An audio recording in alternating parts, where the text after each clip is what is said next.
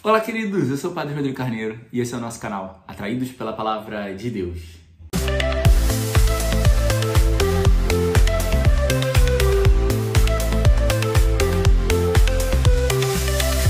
Então seja muito bem-vindo, você que está chegando pela primeira vez no nosso canal, seja muito bem-vindo você que é um atraído pela Palavra de Deus, sejam todos muito bem-vindos. Esse é o lugar para partilharmos a palavra, para vivermos a nossa experiência com o Senhor. Estamos começando mais uma semana, nessa segunda-feira, então eu não posso deixar de dizer também assim da importância que você precisa dar à leitura dos textos, à leitura da palavra de Deus, a entregar-se a essa palavra, a viver dessa palavra, né? Isso é muito importante para cada um de nós. Então busque viver, busque se entregar, busque dar o seu melhor também em relação à palavra. Dar o seu melhor no sentido de resguardar um tempo da sua vida para ler a palavra, para estar com o Senhor, para viver a dinâmica de busca do Evangelho de nosso Senhor também. Bem, vamos lá. Hoje, segunda-feira, para vocês, aí esses dias tem muito para vocês, né? Para vocês aí no Brasil hoje é um dia normal, uma segunda-feira ferial. Para nós aqui é um dia de celebração de uma memória obrigatória, que é de San Alberto Hurtado, que é o primeiro santo chileno, né? Um santo chileno foi um sacerdote que viveu ali no começo dos anos 1900, morreu em 1950 e algo assim, mas um grande testemunho de santidade que deu a vida pelos irmãos, pelos pobres, construiu um lugar para acolher crianças de rua, moradores de rua e pobres. Então, assim, tem uma obra muito bonita, né? O Hogar de Cristo, que se chama, né? Que é a Casa de Cristo, né? O Cristo Pobre, né? Então, ele tem muitos livros escritos, uma vasta obra desse homem, que foi o primeiro santo chileno. Tem dois santos chilenos, né? San Alberto Hurtado e Santa Teresa de Los Andes. Então, são dois santos chilenos que viveram com muita radicalidade, sabe? Essa dinâmica do Evangelho, da escuta de Deus e da sua palavra e do seu amor. Vamos lá. A primeira leitura de hoje, a gente começa então o livro dos Juízes. No livro dos Juízes, a gente vai ver essa dinâmica de que o povo sempre se perdia quando tirava os olhos do Senhor. Então, quando o povo esquecia que o Senhor está sempre diante dos nossos olhos, como diz o Salmo, quando o povo esquecia que o Senhor, como eu disse esses dias, quinta-feira passada, eu disse que o Senhor ia à frente na hora que foi cruzar o Rio Jordão. A arca foi à frente com os sacerdotes, porque é a presença de Deus, então o Senhor vai à frente. Quando foi cruzar o Mar Vermelho, para atravessar o deserto, a coluna de fumaça ia à frente do povo. Depois ela passou para trás, né, quando os egípcios estavam chegando, mas ela ia à frente, depois ela passa para trás para proteger. Mas o Senhor sempre está diante do seu povo, o Senhor sempre está guardando e protegendo o seu povo.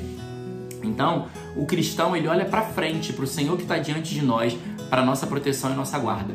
Quando a gente começa a olhar para o lado, a gente começa a ver a vida do outro, a gente começa a ver outras coisas que aparentemente são interessantes, a gente começa a se perder. Então é isso que está acontecendo aqui no livro dos Juízes. O povo está olhando para o lado, olhando para trás, não tanto para trás, mas para o lado, assim, para os outros, e tentando encontrar coisas que sejam mais fáceis, porque a vida cristã não é fácil.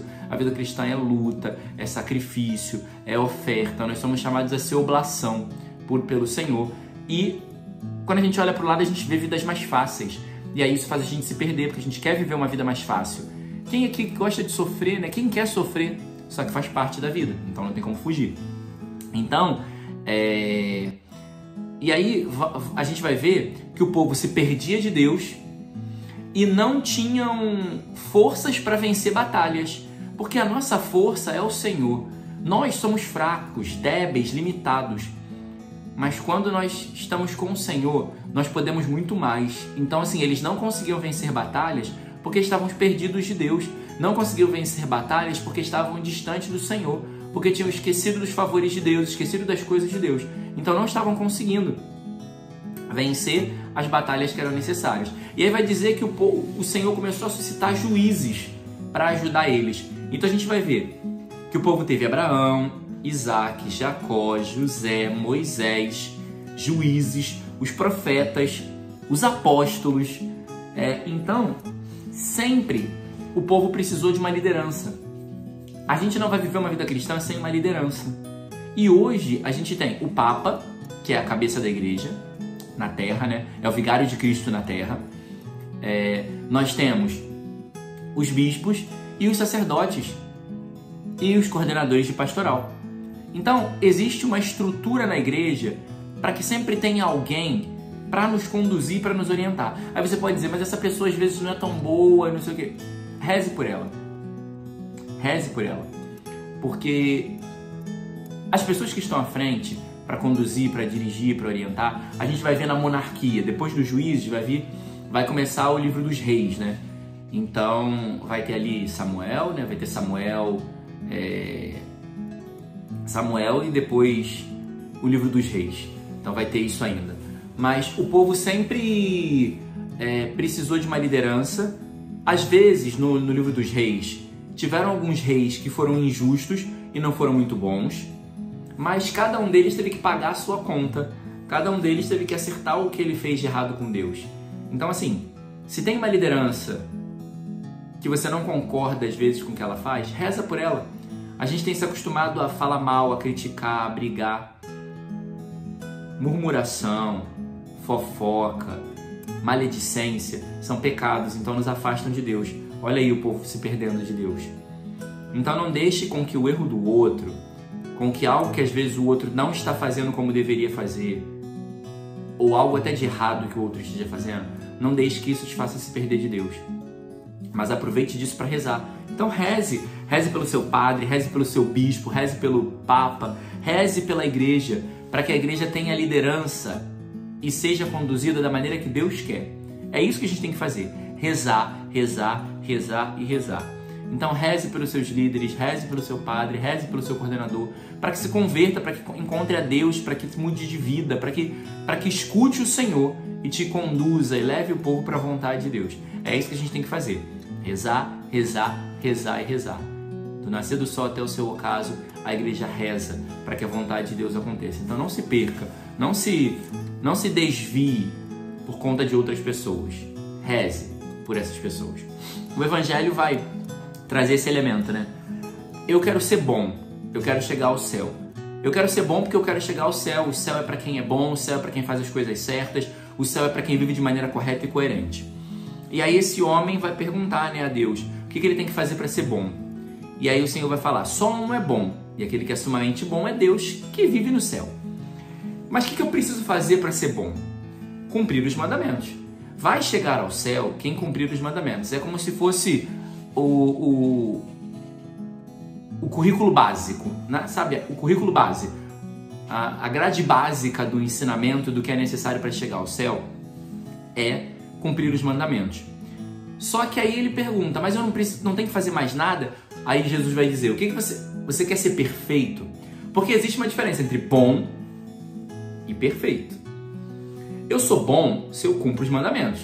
Se eu não mato, se eu não roubo, se eu não julgo, se eu não falo mal dos outros, se eu não faço fofoca, se eu guardo a minha castidade, se eu não desejo o que é do outro, se eu tenho a Deus sobre todas as coisas, se eu não falto a missa de domingo e dos dias de preceito, se eu não uso o nome de Deus em vão, eu sou bom. Agora, ser perfeito é fazer tudo isso com amor. Porque eu posso cumprir o mandamento como uma regra de vida. Por exemplo, uma pessoa que está no quartel, ela cumpre os mandamentos, ela cumpre as regras. Mas ela não necessariamente ama as regras que ela está cumprindo. Não necessariamente ela faz por amor. Ela pode fazer pelo medo da prisão, ela pode fazer pelo medo de uma punição. Então, quando eu vivo os mandamentos por medo de ir para o inferno, quando eu vivo os mandamentos por medo de não chegar ao céu, eu sou bom. Agora, quando eu amo o que eu faço, quando eu amo os mandamentos, quando eu vivo tudo com amor, quando eu coloco a caridade em tudo que eu estou fazendo, quando eu esqueço de mim mesmo, porque o Senhor vai falar, né? Vende o que tem e dá aos pobres. Quando eu esqueço de mim mesmo e começo a fazer da minha vida uma oferta para o outro, quando eu esqueço de mim mesmo e começo a dar, quando eu começo a ser generoso, quando eu começo a ser autêntico, não só um cumpridor de preceitos, mas uma pessoa que vive com autenticidade e ama aquilo que vive e entrega aquilo que tem que entregar, aí eu sou perfeito. Aí é céu garantidíssimo. Aí é morrer e ir pro céu. Só que aquele homem vai embora triste, porque ele tinha muitos bens. Muitas vezes eu e você passamos a nossa vida inteira nos apegando a coisas, passamos a nossa vida inteira nos apegando a pessoas, e quando chega a hora de largar a gente não consegue. E aí como é que a gente vai fazer se a gente tem que deixar por Deus? Então é bom que a gente já comece a deixar dia a dia as coisas para aderir a Deus. Porque se eu deixar para o dia final, para ter que abrir mão de tudo, eu não vou conseguir de uma só vez. Então é bom que todos os dias eu vá fazendo mortificações, todos os dias eu vá abrindo mão, todos os dias eu vá deixando algo para que eu possa ter a Deus, para que eu possa ter cada vez mais a Deus, para ter a Deus aqui com todo o desejo do meu coração, para que no céu e no dia final Ele diga: eis-me aqui, você me desejou todos os dias, você lutou por mim todos os dias, agora você vai me ter. Isso é o céu, possuir a Deus, possuir o que desejamos, possuir o que almejamos. Imagina você, se você passa uma vida inteira juntando dinheiro para comprar uma casa e você consegue comprar a casa dos seus sonhos. Que alegria não vai ser? Então imagina passar a vida inteira desejando a Deus, desejando estar com Ele e um dia encontrá-lo. Isso vai ser o céu. Isso é ser perfeito. Amar, lutar e buscar a Deus todos os dias. Não somente cumprir preceitos. Louvado seja nosso Senhor Jesus Cristo, para sempre seja louvado.